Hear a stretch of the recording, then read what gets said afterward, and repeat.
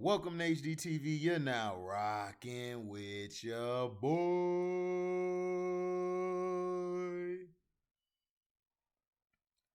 After this past season, most Philadelphia 76er fans are probably ready for the Firkin Korkmaz era to end. Behind only Joel Embiid, Korkmaz is the second longest tenured player on the current roster. After not getting many chances during his first two seasons, Korkmaz had a good 2 year stretch where he was a reliable shooter off the bench. However, this past season, he had the worst shooting year of his career. Now, he averaged 8 points on a career worst 29% shooting from downtown. Of players who at least played half the season for the Sixers, only Andre Drummond had a worse 3 point percentage this past year than Korkmaz. It's clear Korkmaz needs a fresh start, and his $5 million salaries could be interesting for teams needing a shooter. He could be traded for a second round pick or be a salary filler in a bigger deal that Philly could make. The next one is last and certainly not least. Hold on.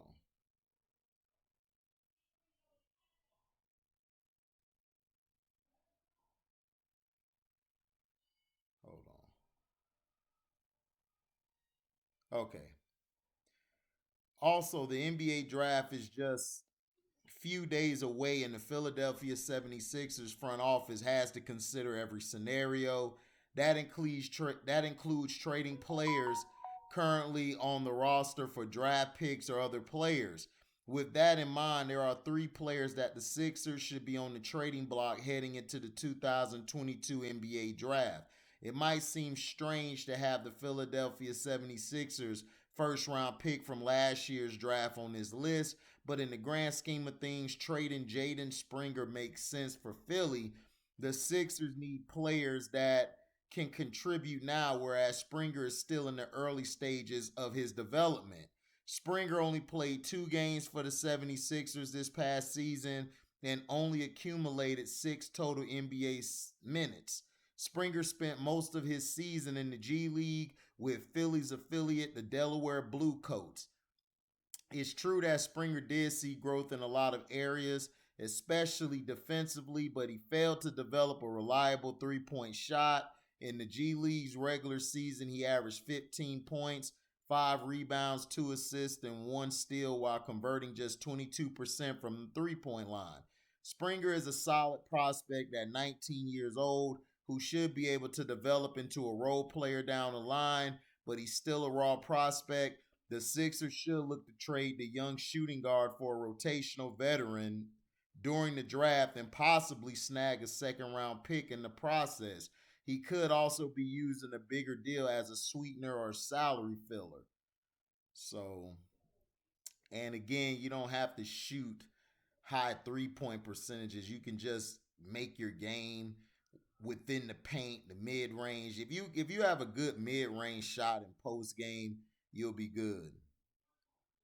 So we talked about Korkmaz. So last and certainly not least is Danny Green. According to Keith Pompey of the Inquirer, subscription required.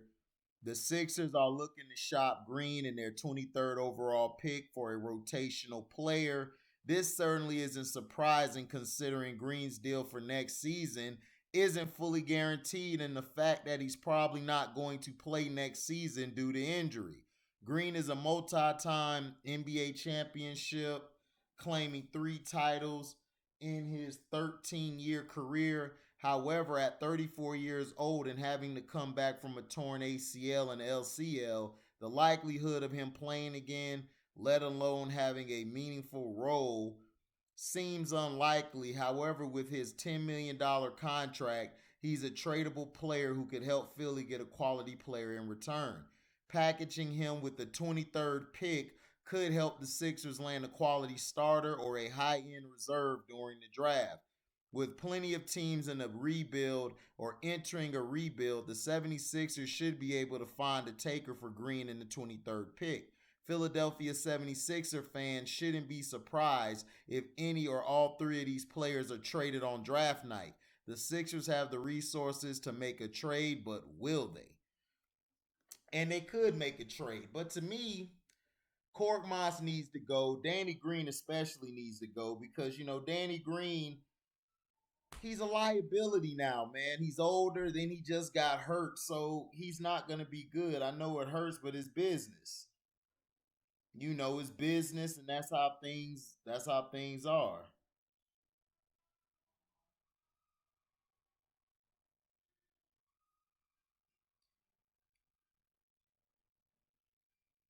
Let's see.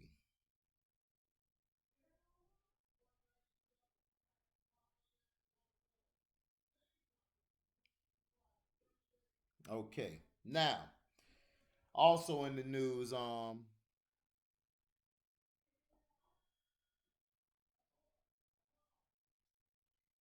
now the Phoenix Suns could choose to run it back. Their roster is 2 years removed from an NBA Finals appearance, and retaining the core will come with increasingly painful financial costs. But there is little room to ride the thin rail between going all in and trying to keep the checkbook sustainable. If we're looking into what going all in looks like, ESPN reporter Brian Windhorst on Tuesday presented one scenario that would certainly not be a cheap move on Phoenix part. Um, fair use sack. So here we go. Leading up to draft day. Man, we got a lot of stuff going. I don't know how much of it'll come to fruition, but let's go. The Atlanta Hawks are all over the place. I have heard 5 or 6 different potential deals that they're working on, many of them surrounding John Collins, some of them surrounding Bogdan Bogdanovic. About the only player from the Hawks that I've heard not involved in trade talks is Trae Young and maybe DeAndre Hunter. So you will definitely probably see the Hawks do something. It may include their draft pick in the mid-teens or may not. We'll have to see. Also, keep an eye on the Houston Rockets. They've already done one deal this offseason. Look for a bit of an Eric Gordon sweepstakes, in play. A couple of teams that I've heard interested, the Philadelphia 76ers and the Phoenix Suns. You have Chris Paul looking for a potential reunion with his former teammate there. Philadelphia also in the mix for PJ Tucker, by the way, just opted out of his contract with the Miami Heat. And also keep an eye on the Charlotte Hornets. Now, they have 2 picks in the middle of the draft, picks 13 and 15. People in the league do not feel they will make both picks. They might not even make either pick. But right now, they are looking to make a deal with one of those picks, combine them with one of the salaries that they have in-house. Gordon Hayward is one of the names that we're hearing. Potentially to offload some money, potentially to move around in the draft as they try to clear some salary space for Miles Bridges. That's a top free agent for them. They got a lot of salary committed. So look for any or all of those teams to do something before Thursday night. There you have it. So don't really have to say anything. Now, Eric Gordon, let's see.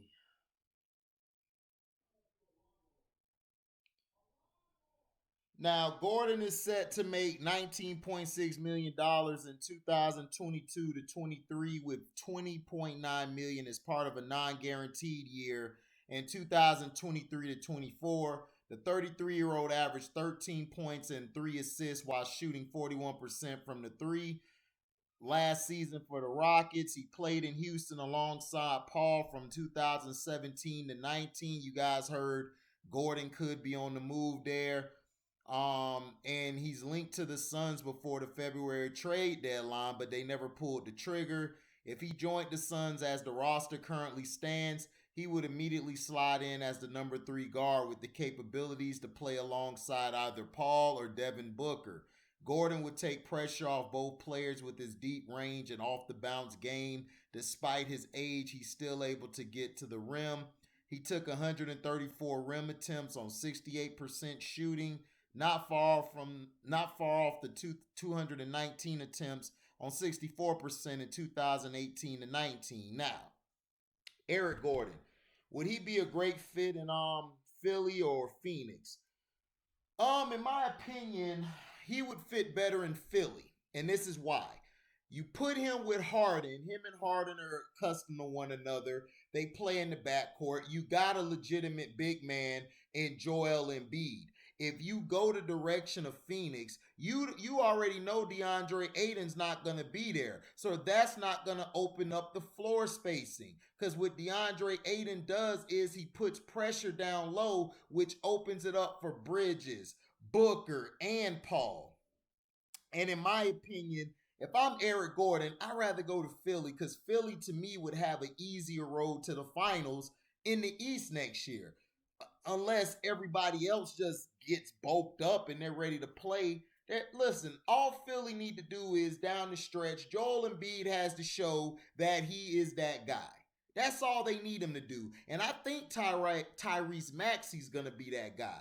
So I would try to I would keep Tyrese Maxey, get rid of the Danny Green and the Court Moss. I would not get rid of that young rookie. I would keep him on the team for the future as well as try to develop him because he could be an intricate piece. People have got to understand, sometimes looking to trade for somebody isn't the best bet. Now, PJ Tucker, if I'm PJ Tucker, I would go to Brooklyn. I would go to Brooklyn with Kevin Durant. But I don't know how close him and PJ Tucker are. They may not be cool, and we don't know what Sean Marks is going to do. But PJ Tucker, if he goes to Philly, that'll help them get toughness on the team. But it still won't solve their problem. They got a guy in Joel Embiid who's a strawberry shortcake, and then you got Pudding Harden, who basically is soft when he gets to the playoffs. Now, the Atlanta Hawks, when I'm hearing behind closed doors, the Atlanta Hawks want to go after Aiden. In my opinion, if I'm Aiden, I go to either Detroit or go to San Antonio. Those are the two places that would fit his skill set. He can also come to my Orlando Magic if he wants to be the main guy of the team. He could do it in Orlando because we don't really have a superstar.